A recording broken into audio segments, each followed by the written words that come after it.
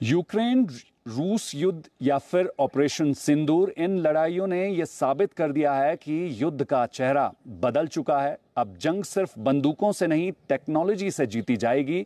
और आज जहां से मैं आपको ये खबर दिखा रहा हूं, इंडो तिब्बत बॉर्डर से उठी यही उड़ान एक बड़ा संदेश है। भारत की मजबूत सेना हर मोर्चे पर तैयार है और उसे तैयार कर रही है वह ताकत जिसे कहते हैं टेक्नोलॉजी। ड्रोनाथन ये सिर्फ शो नहीं, ये है भारत का पावर शो। 15,000 फीट ऊंचाई से हिमालय की गोद में इतिहास रचा गया सूर्य स्पीति चैलेंज 2025, जहां धड़कनों की रफ्तार ने आसमान को छू लिया। 4 कठिन कैटेगरी और एक ही लक्ष्य कि हौसले की हद को पार करना है। 77 किलोमीटर का कुंजुमला काजा कमांडो रन, 42 किलोमीटर का फुल मैराथन, 21 किलोमीटर का बॉर्डर डैश और 10 किलोमीटर की हाईलैंड स्प्रिंट, जहां 1500 धावकों ने दिल और दिमाग दोनों से बाजी मारी। सेना की जरूरतों के हिसाब से ड्रोन बनाए जा रहे हैं, ऐसे ड्रोन जो घुसपैठ रोकें, जासूसी करें और दुश्मन के इरादों को जमीन पर आने से पहले ही कुचल दें। क्योंकि अब वक्त है कि दुनिया को सबसे मजबूत भारतीय सेना के बेड़े में ड्रोन फ्रंटलाइन पर मजबूती से खड़े हों। भविष्य की तस्वीर साफ है। सेना को चाहिए होंगे हजार नहीं लाखों ड्रोन, कहीं समुद्र की लहरों पर तो कहीं ऊंचे पहाड़ों पर और कहीं बर्फीली सरहदों पर, जहां हमारे सैनिकों को जोखिम में डाले बिना दुश्मन की हर चाल नाकाम की जाए।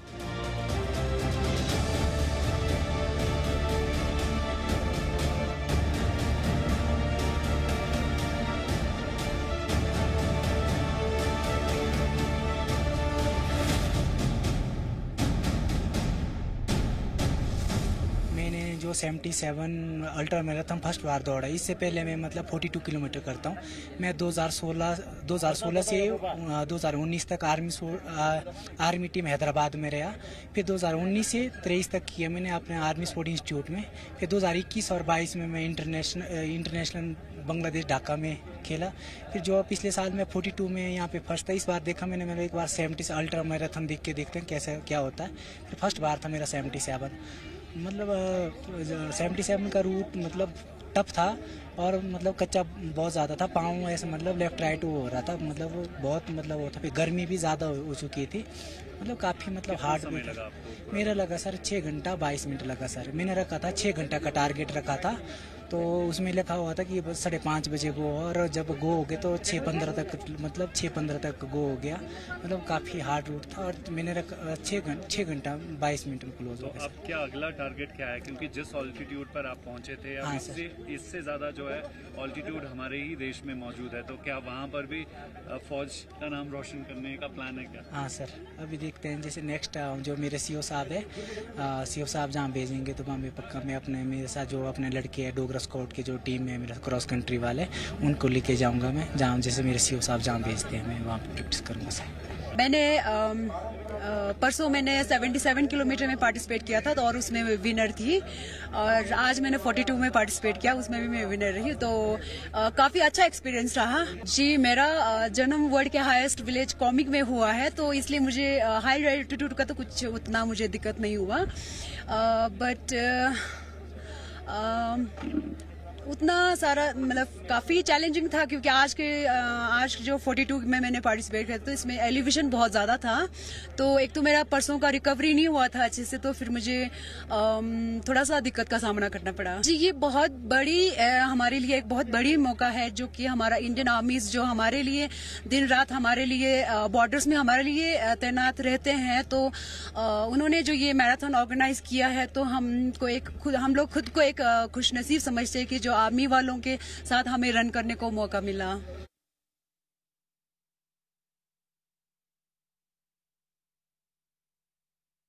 स्पीति वैली में तो मैंने पहली बार पार्टिसिपेट किया और पूरे इंडिया में मेरी कैटेगरी में अब तक कोई भी हाई एल्टीट्यूड पे नहीं भागा।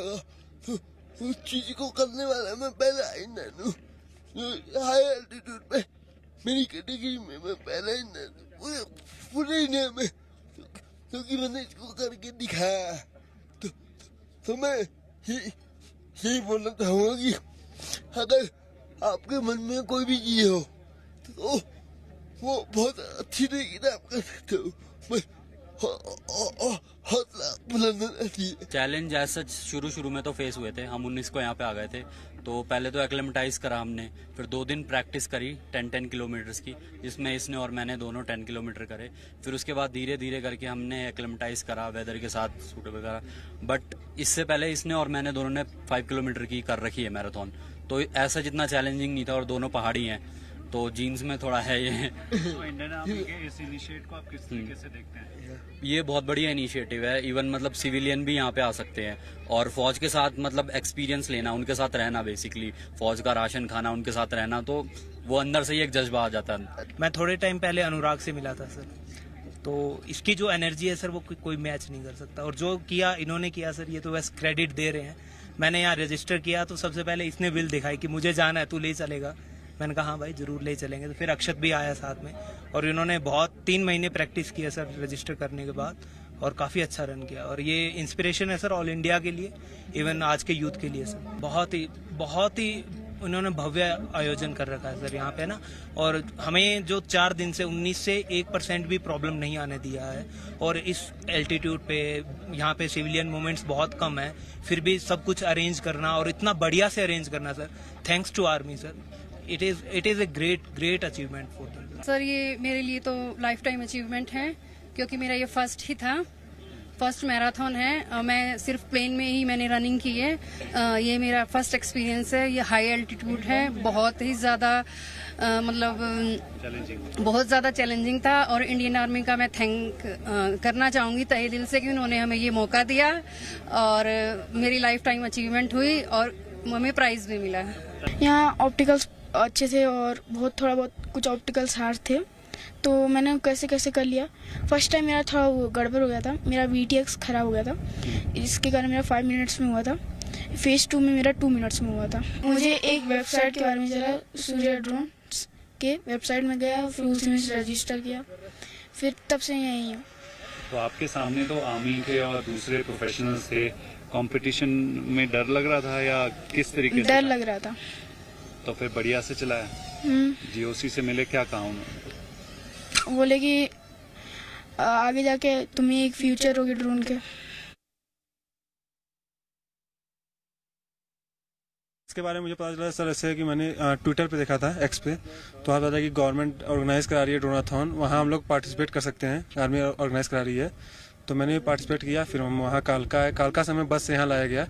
उसके बाद हमें आज हम लोग आए थे यहाँ पे अप्रॉक्स 10 को, फिर फेज़ 1 हुआ 10 से 15 के बीच में, और फिर फेज़ 2 हुआ हमारा 20 से 25 के बीच में, जिसमें फेज़ 1 में हमारा ऑब्स्टेकल और एंड्योरेंस हुआ था, और फेज़ 2 में OEMs आए थे अपनी इन्वेशन लेके, और हम लोग को भी देखने को मिला कि कई made in India flight controller बने हैं और कई इक्विपमेंट जो कि इंडिया में अभी बन रहे हैं। सर अभी तो हम लोग 10,700 फीट पे हैं, तो यहाँ तो मतलब हमारा ड्रोन अभी फ्लाई हो रहा है प्रॉपर, मतलब ज़्यादा इशू नहीं, क्योंकि हमारा पहली बात कि हमारा ड्रोन लाइट वेट है।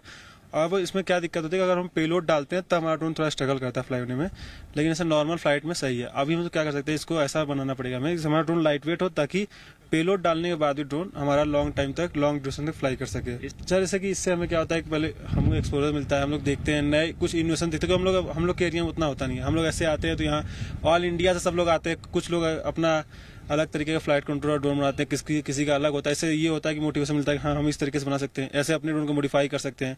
तो इससे हमें ये मिलता है देखने को कि हाँ हम अपने ड्रोन को ऐसे अपग्रेड कर सकते हैं। और उसके बाद फिर हमें थोड़ा सपोर्ट भी मिलता है कि क्योंकि इंडिया में इससे पहले ड्रोन का कोई मतलब सपोर्ट था नहीं, इंडिया में कोई ड्रोन का कुछ होता था। अभी थोड़ा गवर्नमेंट आर्मी क्या प्रमोट कर रही है, तो थोड़ा अच्छा।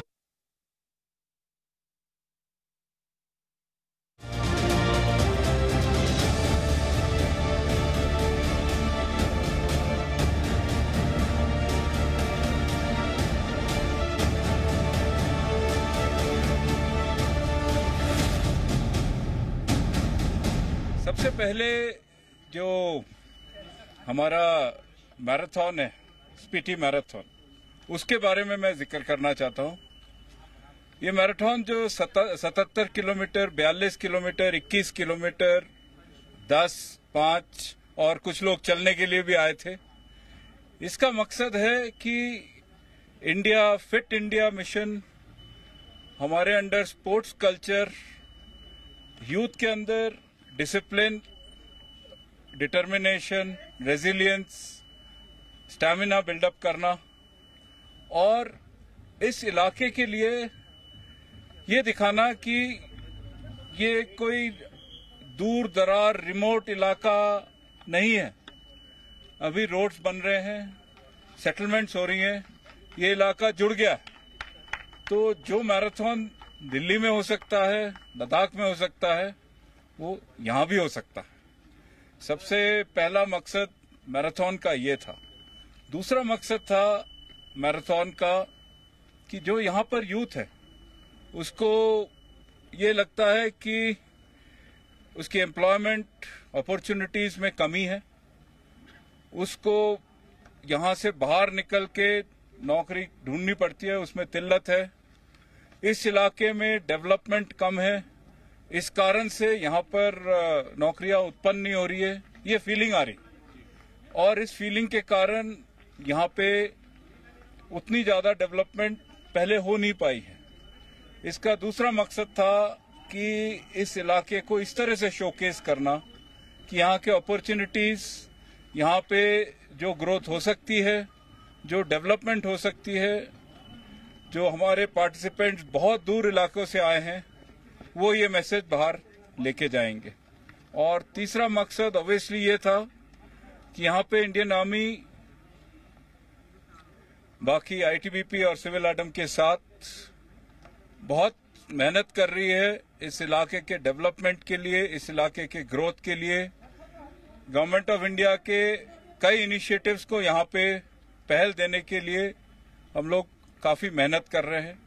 और मैराथन और ऐसे इवेंट्स के साथ हम चाहते हैं कि ये हमारा मैसेज कि इंडिया के बॉर्डर्स वाइब्रेंट है, टूरिज्म फ्रेंडली हैं और सीनिक हैं और ऐसी जगह दुनिया में कहीं नहीं है, वो दिखाना बहुत जरूरी है। जो दूसरा इवेंट है ड्रोनाथन, उसका मकसद इसके साथ ही जुड़ा हुआ है, क्योंकि जैसे आप अलग अलग युद्ध जो दुनिया में इस वक्त चल रहे हैं, यूक्रेन से लेके ईरान, इजराइल तक, उन सब में ड्रोन्स का इस्तेमाल बहुत बड़ी तादाद में, बहुत बड़ी मात्रा में हो रहा है।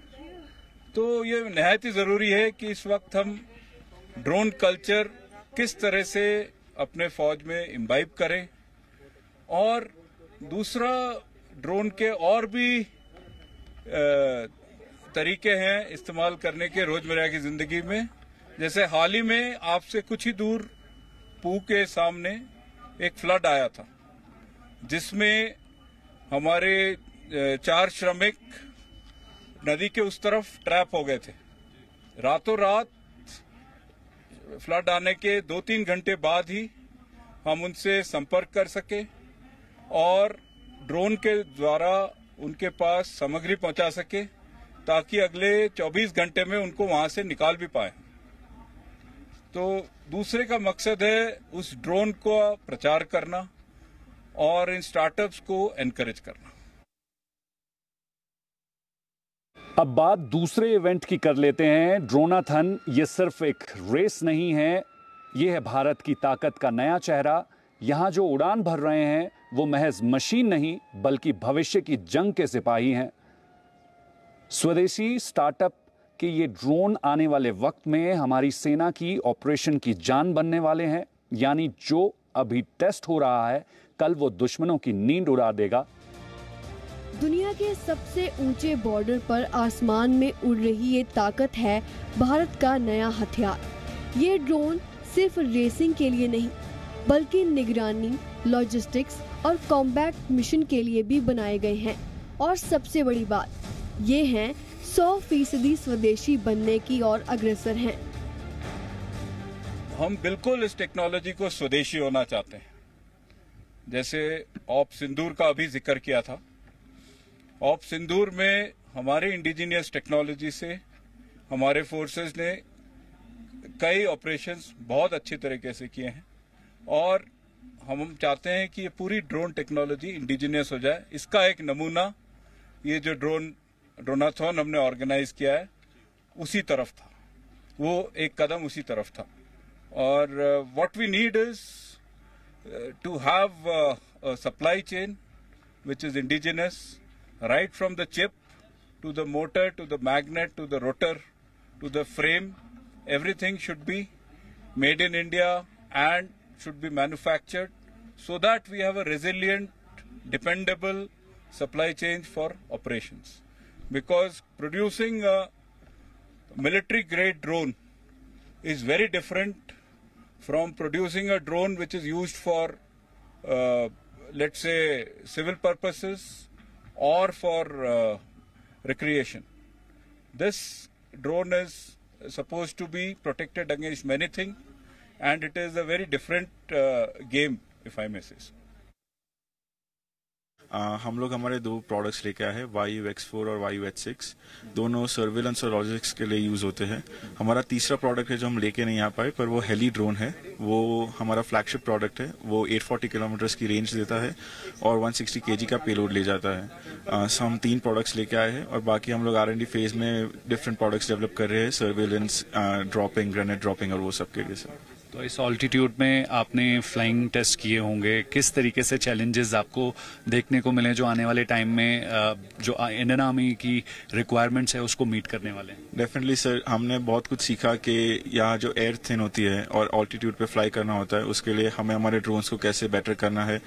इन एडिशन टू दैट हमने नए कौन से प्रोडक्ट्स बनाने हैं। आर्मी से इधर आने के बाद ये भी पता चला कि आर्मी को कौन सी प्रोडक्ट्स रिक्वायरमेंट होती है और उसके बेसिस पे हम लोग आगे काम भी कर सकते हैं। मेक इन इंडिया जो थीम है, क्या उसको मीट करता है आपका प्रोडक्ट? यस सर, हम लोग हमारे मोल्ड्स से लेके फ्रेम्स से लेके ऑटो पायलट सब खुद बनाते हैं।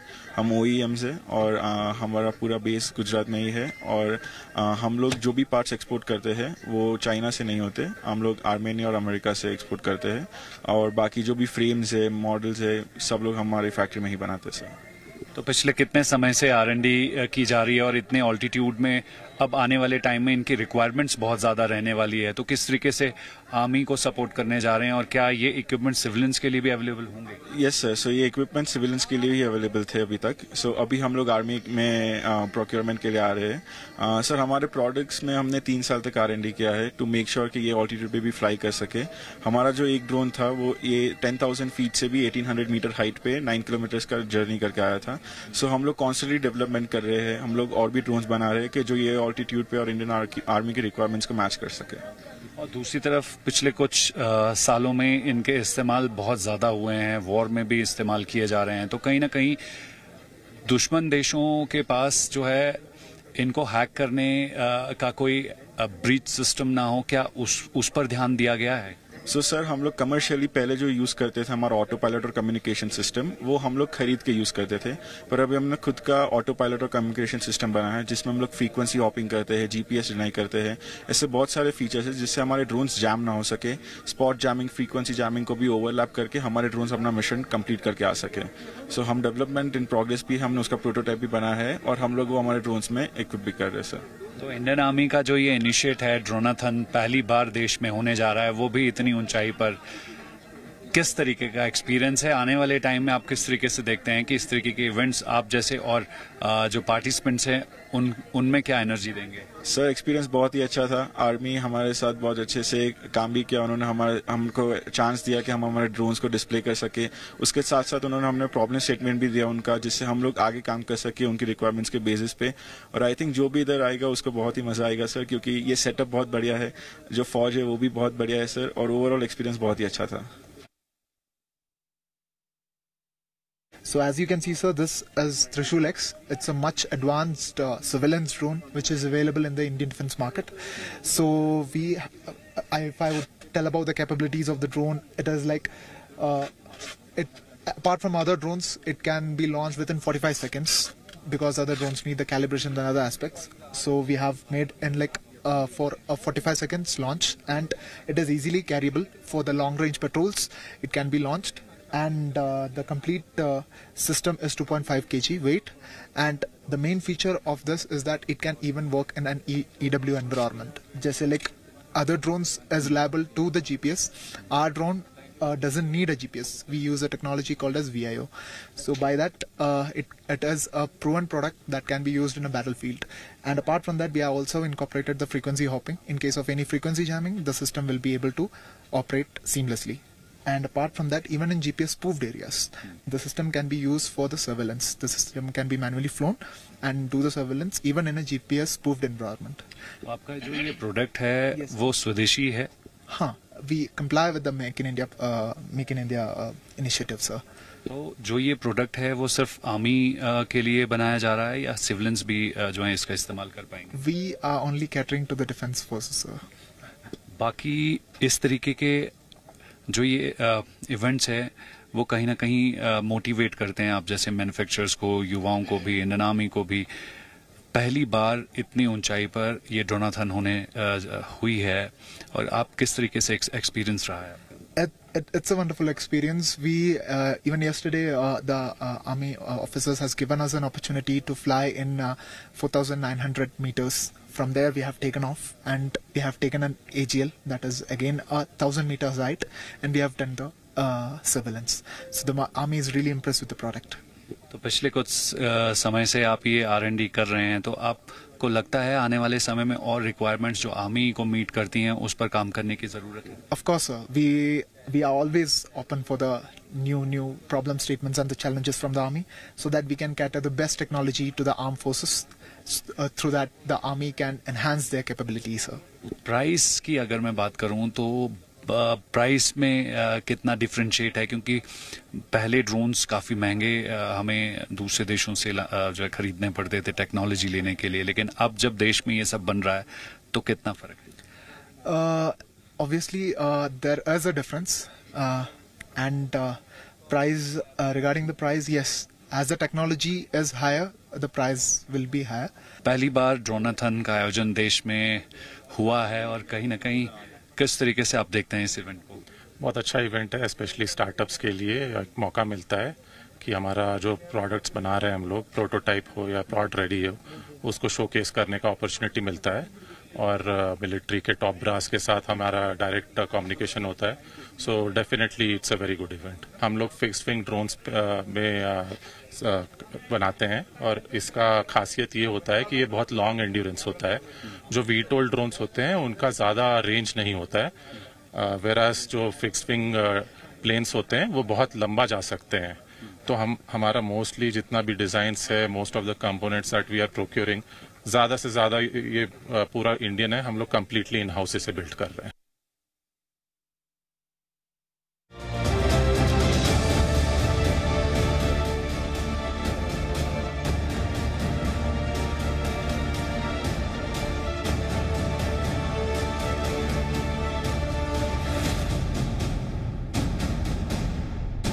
देश के इन पहाड़ों से निकल रहा है भारत का संदेश कि हमारी हिम्मत भी ऊंची है और हमारी तकनीक भी.